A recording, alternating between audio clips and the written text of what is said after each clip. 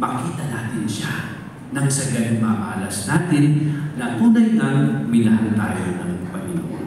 Ang tugon natin sa kanyang katanungan kung mahal ba natin siya ay nandoon sa pag-amin ng ating mga pagkakasala. Yung pag-ako, pag-amin ng pagkakasala, pagpapatunay nito na mahal natin ang Panginoon na tumubos sa ating mga kasalanan. Kaya naman tayo ay dumulog sa kanyang awa at patawad at pakumbaba natin bigkain, inaamin mo sa makapangyarihang Diyos. At sa mga kapatid na naglaang nagkasala sa isip, sa salita at sa gawa, at sa aming pagkukulang, kaya isinasamo ko sa mahal na Birhen Maria, sa lahat ng mga anghel at mga banal, at sa inyong mga kapatid, na ako'y nanalangin sa Panginoong ating Diyos. Kaawaan tayo na makapangyarihang Diyos, patawarin tayo sa ating mga kasalanan, at patnubayan tayo sa buhay na walang hanggan. Amen.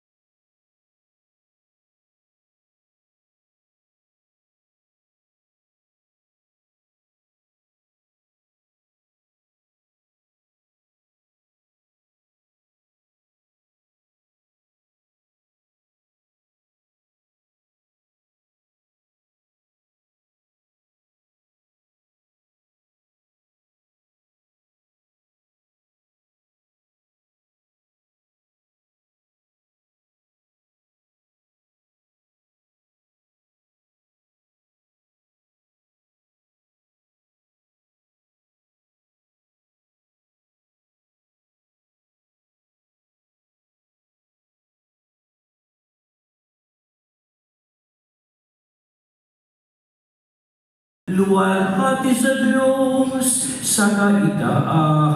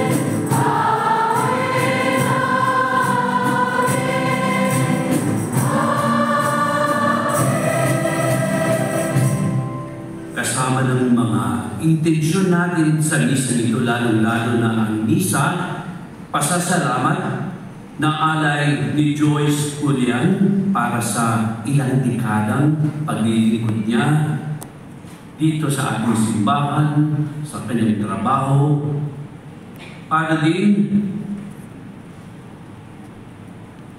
sa nalalapit na oral examination, special intention ni Mark Lester Francisco Padilla, at para sa kaluluwa ni Juanito Gabriel Sr. At sa ating mga pansariling kahilingan, tayo'y manalangin.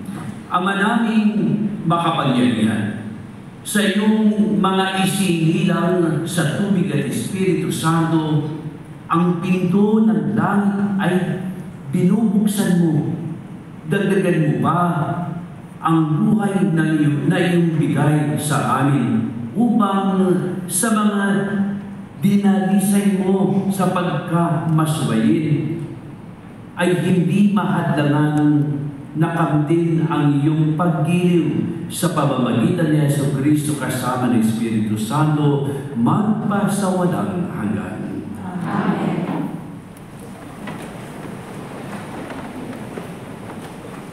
Amen.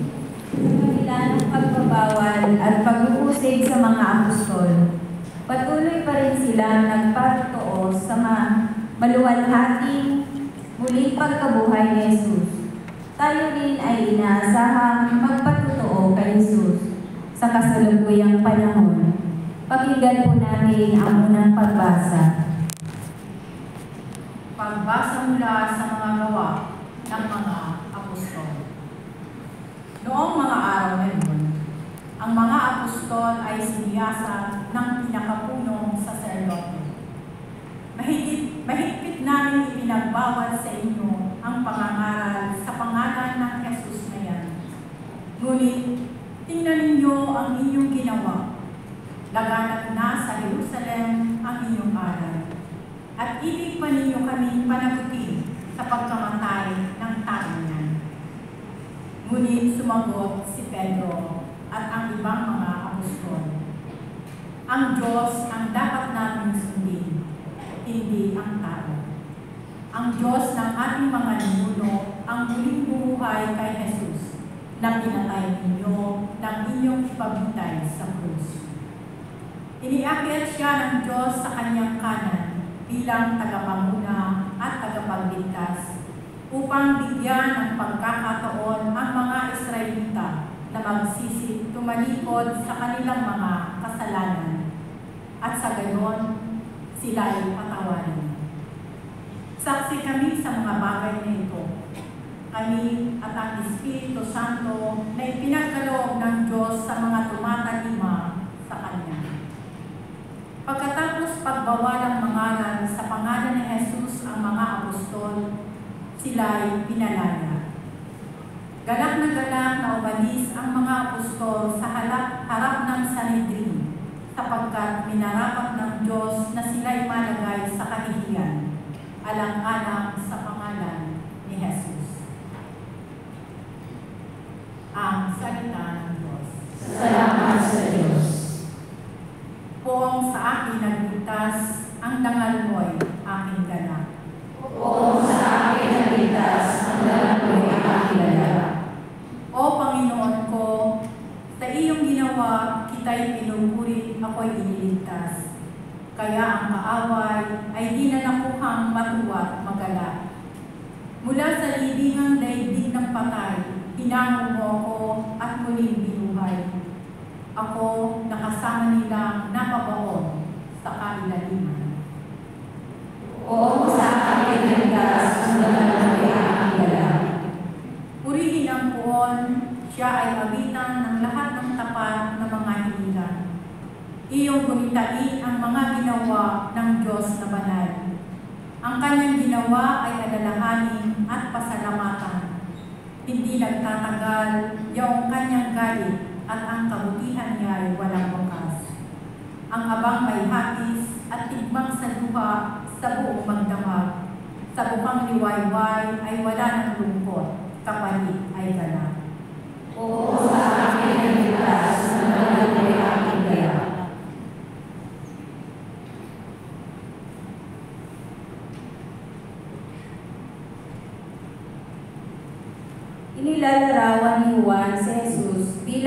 lupa na iniaalay para sa kasalanan ng sanlibutan.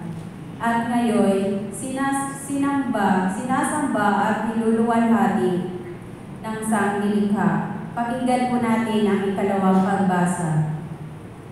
Pagbasa mula sa aklat ng pahayag. Akong si Juan ay tumingin muli at narinig ko ang tinig ng libo-libo laksang-laksang anghel. Sila'y nakapaligid sa trono at sa apat na nilalang na buhay at sa matatanda. Umaawit sila ng ganito. Ang kordirong pinatay ay karapat-dapat na tumanggap ng kapangyarihan, kayamanan, karunungan at kalakasan, papuri, paggalang at pagdakila. At narinig kong nakaawitan ang mga nilikhang nasa langit, nasa lupa, nasa ilalim ng lupa, at nasa dagat. Lahat ng nilikha sa buong sanlibutan. Sa kanya nakaluklok sa trono at sa kordero. Sumakanila ang kapurihan at karangalan, kadakilaan at kapangyarihan magpakailanman. Tumugon ang apat na nilalang na buhay. Amen. At nagpatira pa ang matatanda at nagsisamba. Ang salita ng Diyos. Salamat sa Diyos.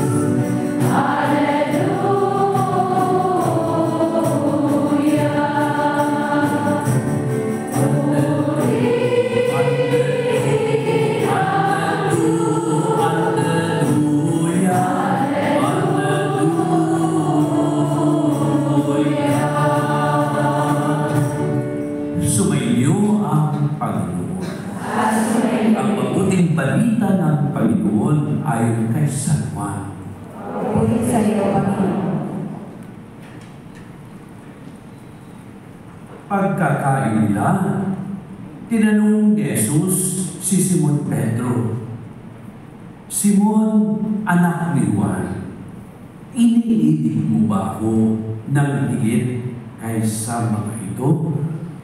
Opo, Panginoon, nalalaman ninyong iniibig ko kayo, tugon ni Simon. Sinabi sa kanya ni Jesus, pakanin mo ang aking mga batang tupa. Muli siyang tinanong ni Jesus, Simon, anak ni Juan, iniibig mo ba ako? Sumagot si Pedro, opo, Panginoon, nalalaman ninyong iniibig ko kayo. Ani Jesus, ang alagaan mo ang aking mga tupa. Pangatlong ulit na tinanong siya ni Jesus, Simon, anak ni Juan, iniibig mo ba ako? Nalungkot si Pedro, sapagkat nakaikatlo siyang tinanong, iniibig mo ba ako? At sumagot siya, Panginoon, nalalaman po ninyo ang lahat ng bagay. Nalalaman ninyong iniibig ko kayo. Sinabi sa kanya ni Jesus, pakanin mo ang aking mga tupa. Tandaan mo, Noong kabataan mo ba, ikaw ang nagbibihis ng iyong sarili at lumalakad ka kung saan mo ibig. Ngunit pagtanda mo, iuunat mo ang iyong mga kamay at iba ang magbibihis sa iyo. At dadalhin ka kung saan hindi mo ibig. Sinabi mo ito upang ipakilala kung paano mamamatay si Pedro at sa gayoy maparagalan niya ang Diyos. Pagkatapos sinabi sa kanya ni Jesus, sumunod ka sa akin. Ang mabuting balita ng Panginoon. Pinupuri ka namin, Panginoon Jesucristo. Narinig natin dito sa Ebanghelyo, 3 beses talagang tinanong si Pedro tungkol sa kung iniibig niya ang Panginoon. Sakali lamang na tayo yung nandoon sa katayuan ni Simon Pedro, ano kaya ang magiging tugon natin? Kaya kanina bago pa pumasok dito yung entourage, sinabi ko, kung kayo ang pagbibigyan ng pagkakataong sumagot at mamili, alin ang mas maalwan sa inyo? Yung kayo ay magbigay o kayo ang tatanggap, kayo ang bibigyan? Really? Yung kayo ang magbibigay kaysa kayo ang tatanggap? Okay. Ay, bakit kaya kaya ako makakatanggap ng luxury? Kapag Pasko at saka kapag birthday mo, inaantay mo, sana may magbigay. Diba? Sana maalala ako ng mga nabigyan ko na. Tama yun sapagkat nag-aantay ka kahit papano sapagkat alam mo ikaw yung unang gumawa nito. So kahit papano sinasabi mo, sana nung natularan yung paggawa ko ng kabutihan na ako yung unang nagbigay, ngayon naman siguro, hindi naman kalabisan kapag sabi, naghihintay din ako ng taong magbibigay. Kaya yung pangalawang tanong ko, alin ba ang maalwan sa inyo? Yung mahal mo siya? O mahal ka niya?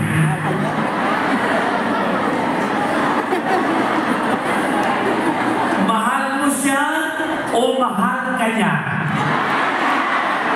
Dito sa, mahal mo siya. Taas ang mga pa.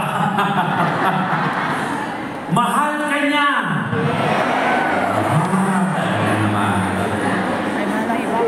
So pag sinabi natin, handa akong magbigay, yung ikaw yung unang nagbigay, yun yung ginawa nyo na actually. Kayo yung unang nagbigay sa mga mahalin nyo sa buhay. Ang hirap. Kaya kayo nasasaktan. Kaya tayo nasasaktan kasi tayo yung unang nagmahal. Yung bang hindi umayos, yung mga taong pinag-uukulan mo ng pagmamahal, masakit yun. Kapag nandoon yung talagang hirap ka na dito, yung marami kang deprive sa sarili mo kasi gusto mo silang mabuhay, masakit yun kapag nalaman mo na, uy, ito lang pala yung grado mo. Sabi naman ng anak, Ma, yan lang po yung grado ko, 75. Pasado din naman yan. Aanihin ko naman yung 76, labis-labis na yun. Lalo na yung 80. 75, okay na. Gusto mo sana, ito na lang ba ang inabot ng mga padala ko sa iyo? Kasi, di ba na? Kasi ikaw yung unang nagmahal. Kaya nga, kahit pa paano yung maalala ka, yung sinasabi, gusto ko rin sanang tumanggap din. Ibig sabihin, gusto mo maalala ka ng, hindi yung Naalala ka kasi may pangangailangan sila sa iyo. Naalala ka dahil sa may gusto silang sabihin sa iyo. Pwede ba yung wala? Yung magkumustahin ka? Kumusta po kayo? Yung ganon. Birthday po ninyo, wala kaming maipadalang material, pero yung prayer na sana mabigyan ka ng Panginoon ng magandang kalusugan. Tunay na mas higit pa yan sa ipinadala sa iyong material. Yun yung sinasabi natin na kapag nagmahal ka, hindi mo rin na sinasabi na naghahangad ka rin kahit papano ng katumbas nito, ng kapalit nito. Ayun yung ipamalas nila, siba, yung naipamalas mo sa kanila. Minahal ko kayo, kaya sinasabi, magmahalan kayo kasi nga ako yung unang masasaktan kapag ka nababalitaan ko, nag-aaway-aaway kayo. Kung di lang padala mo doon, nag-aaway sila kung kanino mapupunta yung malaking bahagi ng pinadala mo. Diba? Parang yung may nagpamisa. Yung kanyang pamisa ay, sabi niya, magkano bang pamisa dito? $30. Okay. O di nag-isa din siya ng 30 na kaluluwa. At $1 yung bawat isa.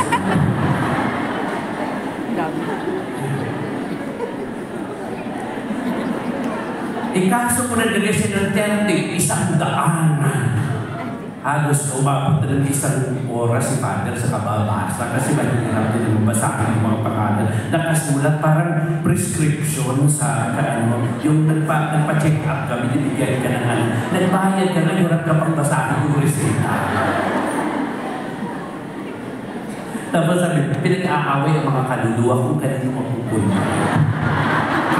Oy, ako yung lolo, dapat dito sa 20 na inanay dito, dapat 15 yung sa akin, yung 5 yung paghahatian yung lahat ng mga apo. Pero yung intensyon, nandoon yun, nasa puso natin yung intensyon. Hindi siya masusukat ng material na inaalay natin doon.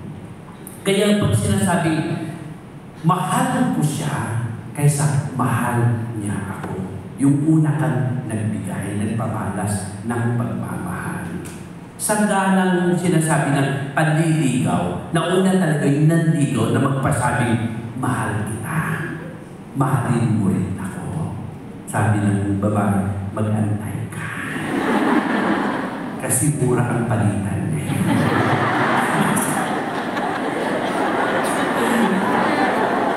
Diba? And then, doon mo masusukat kung talagang mahal ka kasi handa siya maghintay. Diba? Kasi itong lahat ay makakamtan basta maghintay ka lamang. Ang kailangan mo'y ibay ng loob kung mayroong pagsubok man. Alam natin yung mga kanta na yun. Kasi sa gitna ng mga pagsubok, doon tayo nasusukat kung talagang mahal natin ang Panginoon. Kasi siya yung unang nagmahal. Mahal tayo ng Panginoon kaya handa niyang ialay yung kanyang sarili para sa atin. Kaya tinanong siya, 3 beses na sabi, Simon, mahal mo ba ako? Ang sabi ni Simon, yes Lord, alam mo mahal kita. Pues, pakanin mo yung aking mga batang tupa.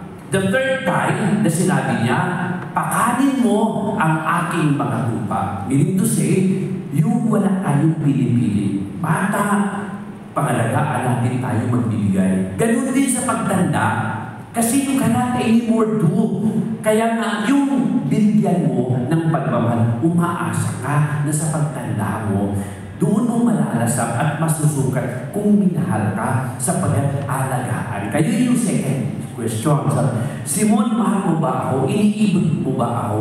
Sabi ni Simon, yes Lord.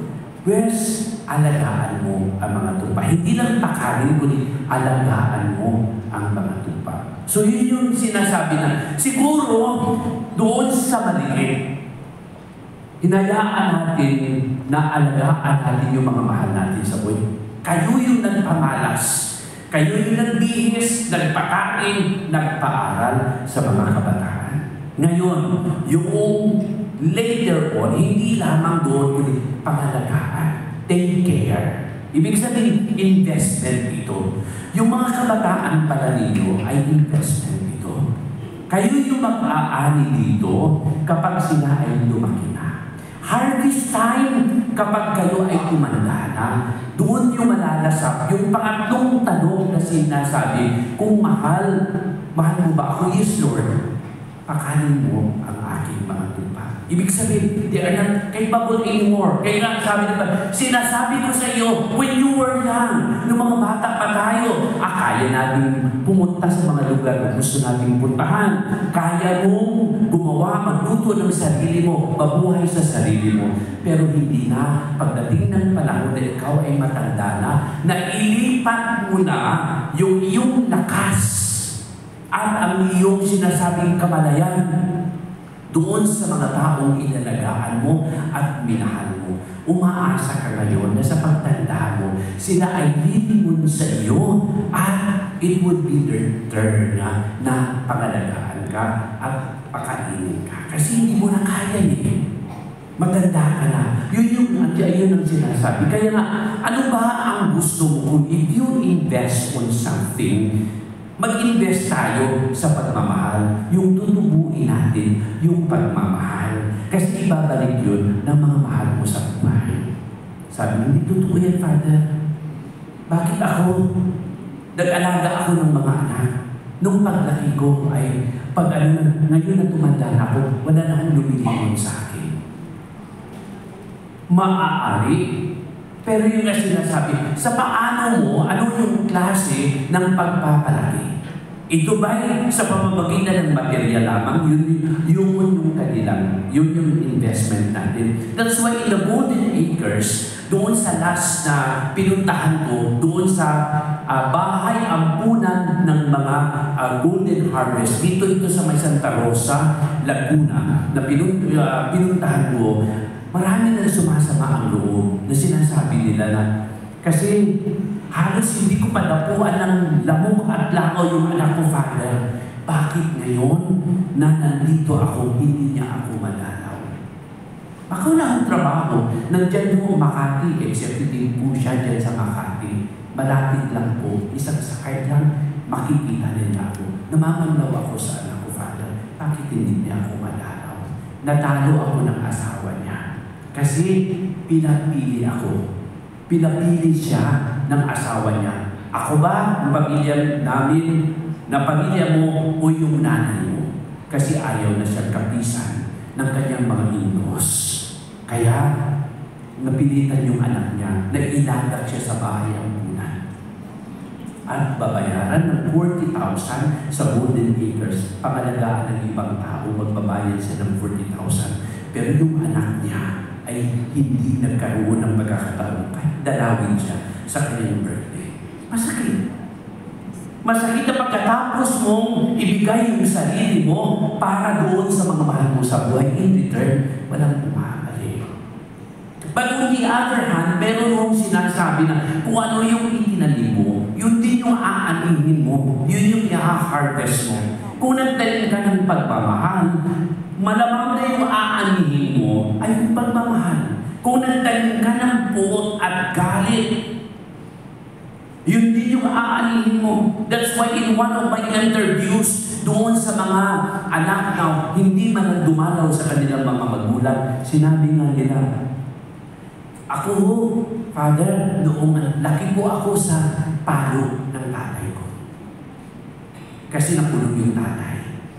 Inaasam niya na dadalawin siya ng anak niya. Walang dalaw. Kasi hindi makondisyon yung anak na dalawin. Kasi Father, lumaki ko ako sa palo ng tatay ko.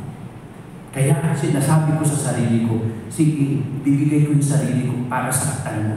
Mag-antay ka lang kapag may kakayahan na labanan ka. Yun yung nabuo, yun yung puhunan, yun na ang kilalakihan niya. Lumaki siya sa pasakit, sa pasa, sa kung anong pang mga pagpasakit sa kanya nung lumaki na siya at may kakayahan na siya ngayon. Hindi siya yung investment, yung ibinabalik niya sa magulang niya. Ganun din kasi puot yung itinanim sa kanyang isipan. Sige, paluhin mo ako. Mag-antay ka nang hanggang lumaki ako at kaya na kitang labanan. At ginawa niya, lumaban sa kanyang magulang. Kaya kung minsan, hindi ko rin naiwasan, pasensya na magtanong, anong klaseng investment yung may tungkol tayo? Kasi yung pera, kapag nagkatrabaho sila, babayaran kita. Magkano ginastos mo sa akin? Pera lang ba ito? Hindi ho. Hindi pera yung ginastos na invest ka ng emotion mo dito. Hindi na ho pera mababayaran. Pero yung sinasabing utang na loob, ang hirap. Mga kabataan lumalaki na. Kaya may karapatan yung mga magulang. Malakang utang na loob. Nasaan yung utang na loob? Na dapat bayaran ng mga kabataan. Yung pagpapakita mo ng kagandahan sa iyong mga magulang. Kaya sabi ko, wala tayo sa posisyon para magdali ng galit sa mga magulang. Kung during the time, that was the kind of discipline na naranasan natin sa kanila, pues, hindi ito yung pagkakataon na an eye for an eye and a tooth for a tooth. Hindi ito. Dapat yung iganti natin sa kanila yung pagmamahal. Kasi yun yung susundan din ng mga anak ninyo. Kasi kapag hindi ito natapos, hindi ito matigil dito, mamalahin at mamalahin ang mga anak ninyo. Ayaw mo magpatawad sa magulang mo dahil sobra kang nasaktan. Nandun ako. Pero huwag mo namang itanong sa mga anak mo later on kung yun din ang gagawin nila sa iyo. Kasi nakitaan ka ng gano'n. Hindi ka nga nagpatawad kay Lolo eh. Hindi ka nga nagpatawad kay Lola eh. Galit ka nga eh. Ngayon humihingi ka sa amin na mahalin ka namin. Eh ano yung pinapakita mo halimbawa? Ika nga. Kaya yung hindi na ibigay ng mga magulang natin, suklian natin ng pagmamahal. Nang sa ganun pa lang, mabubura na yung sinasabi ng curse o kung meron mang sumpa doon, mawawala na ito at mahalinhan ika nga ng pagmamahal. Yun yung mamanahin ng mga kabataan. So kung meron mang mga pagkakataon, ito yun. Sinasabi natin kung yung mga kumukuha ng education, sinasabi, unlocking of difficulties, yung hirap yung mga kabataan na intindihin, i-unlock mo yung difficulty. Kung may kahirapan sila intindihin itong salita na ito, bigyan mo, babawan mo nang sa ganung mabasa nila lahat. May pagkakataon pa po tayo, i-unlock ito para sa mga kabataan.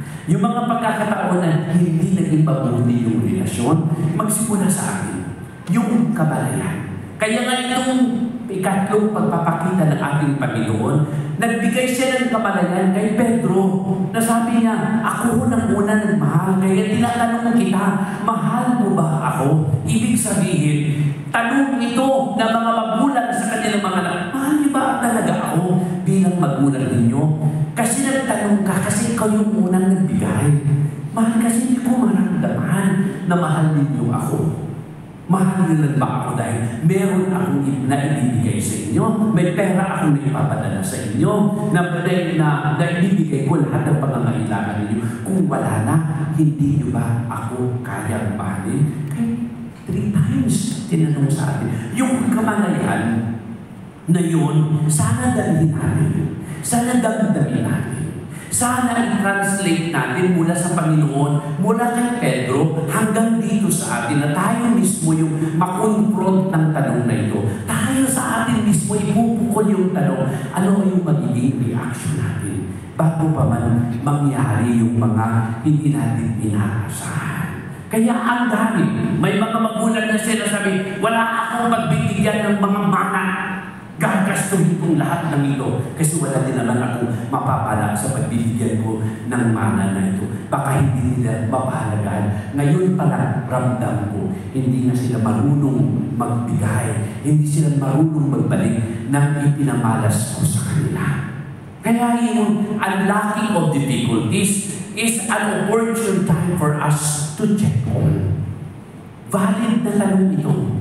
Simulan natin yung magtanong tayo, mahal mo ba ako?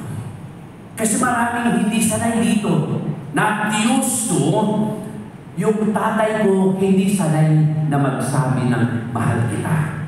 Wala yun sa bahay namin. But my father is demonstrative. He has his own way of saying sorry kapag nagkamali siya. Marami, hindi lang niya masabi yung salitang sorry, pero yung paraan niya, maraming beses mababasa, talagang mahal ako ng tatay ko. Kasi pinatawad niya ako sa mga pagkukulang ko. Kaya dapat patawarin din natin siya. Yung pagmamahal na ito sana, natin, maisa puso natin. Hindi ba natin naranasan ito? Hindi sapat na dahilan para ipamalas din natin ito sa kanila. Kasi hindi ba mapuputol yung kadena? The victim turned victimizer. Ano nga yun ang meron doon? Dahil ba, halimbawa na ito the victim turned victimizer. Biktima ako ng rape. Sasabihin ko, mangre-rape din ako para makaganti ako. It's not. The chain has to be broken. Kailangan dito, nasuklian ko ng pagmamahal kung ano yung karahasan na pinagdaanan ko. Hindi ito madadaanan ng mga susunod na henerasyon. There must be a cutting of the chain para hindi ito kumalat. Yung virus, kailangan maagapan, magbabakuna ka na para hindi kumalat. Yung sinasabi natin, naranasan natin, hindi tayo minahal. Then, may kakayanan tayo para baguhin ang lahat ng ito. Ikat yung sinasabi nila, curse, magmahal ka. Kahit na alam natin na kung minsan yung sukli ng pagmamahal ay hindi nasusuklihan yung gusto nating mangyari. Huwag natin tingin. Kaya nga may mga, mahal mo ba ako dahil kailangan mo ako? O kailangan mo ako, kaya mahal mo ako? This is the third and last question. Mahal mo ako, kaya kailangan mo ako? O dahil kailangan mo ako, kaya mahal mo ako? Which of these two na maaaliwan sa atin? God has His own way. May mga paraan dito para maipamalas natin sa ating mga inaasahan na magmamahal sa atin, na suklian yung pagmamahal natin sa ayon ng kanilang kakayahan. Hindi ayon sa kakayahan ko. Do not love me. No? Do not expect to love you for what you are. I will love you unconditionally ayon sa paraan na alam ko. Hindi ayon sa paraan na gusto mo, kundi ayon sa paraan na alam ko. Mamahalin kita ayon sa paraan na alam ko, hindi sa paraan na gusto mo.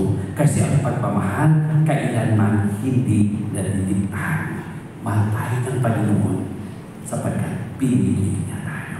Yung sukli, pagtibahin natin ang ating pananampalataya. Lahat po ay magsitayo at wikain natin. Sumasampalataya ako sa Diyos. Na may gawa ang paglupa. Sumasampalataya ako kay Jesus isang anak ng Diyos. Panginoon natin lahat. Nagkawang ako siya ng Espiritu Santo. Ipinanak sa Panginoon. Pinakasakit ko siya lahat. Ipinanak sa krus ng pag-ibig. Nalakot sa ilabawan ng mga iba ko. Na may katumatag ng buhay ng muli. Umakyat sa langit at nalukot sa kanan ng Diyos sa mga makapangyarihan sa lahat. Doon lang pag-ibig ko at hukom sa mga buhay ng mga kailangan ng tao. Sumasampalataya ako sa Diyos sa Espiritu Santo, sa banalan sa mga Katolika, sa kasamaan ng mga banalan, sa pagkakaroon ng mga kasalanan, sa pagkabuhay ng mga inimatan ng tayo, at sa buhay ng mga Amen. Tumulong tayo sa awa at pagmamahal ng ating Panginoon at sa bawat pagsamo ang ating itutugon. Panginoon, dinggin mo ang iyong bayan. Panginoon, dinggin mo ang iyong bayan. Para sa simbahan, ang sambayanan ng Diyos, naway maramdaman ng mga nananampalataya ang kapangyarihan ng muling pagkabuhay, lalong-lalo na sa panahon ng kahinaan, pagsubok at kagipitan. Manalangin tayo. Panginoon, Dinggin mo ang iyong bayan. Para sa mga pinuno at naglilingkod sa simbahan at sa pamahalaan, naway lalo pang lumalim ang kanilang pag-ibig kay Jesus, ang mabuting pastor. Magsilbi nawa siyang inspirasyon at lakas sa paglilingkod nila sa bayan. Manalangin tayo. Panginoon, piliin mo ang iyong bayan. Para sa darating na halalan, huwag nawa manaig ang salapi at pagkagahaman. Pagpos, ihalal nawa namin ang mga taong may kakayahan, katapatan, at tunay na layuning maglingkod. Manalangin tayo. Panginoon, piliin mo ang iyong bayan. Para sa mga nalugmok sa kahirapan, sakit at mga suliranin, naway lalo kanilang kilalanin bilang kumakalingang Diyos na nagkakaloob ng lakas at kaginhawahan. Manalangin tayo. Panginoon, piliin mo ang iyong bayan. Sa ilang sandali ng katahimikan, ating ipanalangin ang iba pang mga pangangailangan ng ating pamayanan, pati na rin ang ating pansariling kahilingan. Lalo-lalo na ang pasasalamat na iniaalay ni Binibining Joyce Julian sa Panginoon. Ang lahat ng ito ay idinudulog natin sa pamamagitan ni Jesucristo kasama ng Espiritu Santo magpasawalang hanggan. Amen.